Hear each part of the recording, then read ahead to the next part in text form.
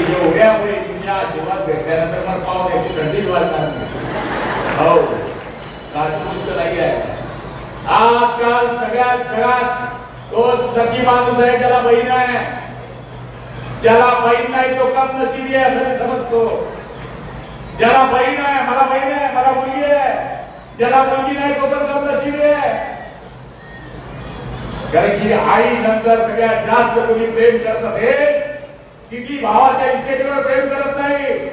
ती जर भावाला फोन लावला तर पहिले विचारते की भाऊ तुझी तब्येत कशी आहे. सगळ्यात जास्त भावाची काळजी घेणारी जात या देशामध्ये कोणी असेल तर ती माझी बहीण आहे आणि माझी मुलगी आहे.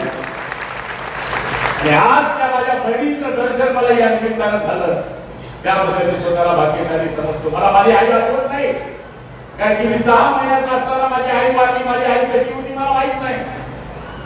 माझ्या काकूनी मला लहानचं मोठं केलं पण आज तुमच्या रूपाने मला माझी आई बहीण सगळी दिसते. तुमच्या आशीर्वादामुळे आपल्यासारखा माणूस हे काम करू शकतोय. मी परमेश्वराला हीच मागणी करतो की देवा आमचं आयुष्य आमच्या बहिणीला लागू दे. तिच्या हाताने आमच्या समाजाची सेवा घडू दे. आणि मला खात्री आहे की ज्या भावाच्या हातावर बहिणीचा आशीर्वाद असतो. अरे बहीण काय असते आपल्याकडे लागते.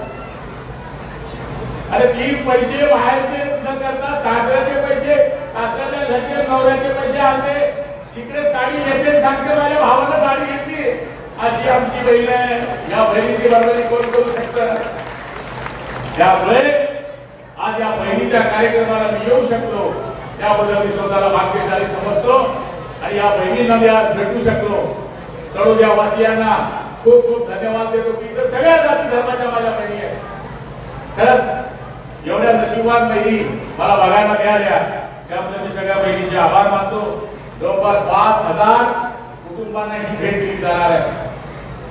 ज्या ज्या वेळेस ही भेट देत आपण देत असाल त्यावेळेस आमच्या बहिणींच्या मनामध्ये हाच विचार येईल हो आमचे सख्खे भाऊ ज्याप्रमाणे आहेत त्याचप्रमाणे शिवसैनिक सुद्धा माझे सख्खे भाऊ आहे.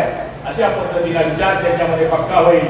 आणि जगदंबा तुम्हाला उलट आयुष्य देऊ, बदलत शक्ती देऊ अशी देवाचे चरणी प्रार्थना करतो.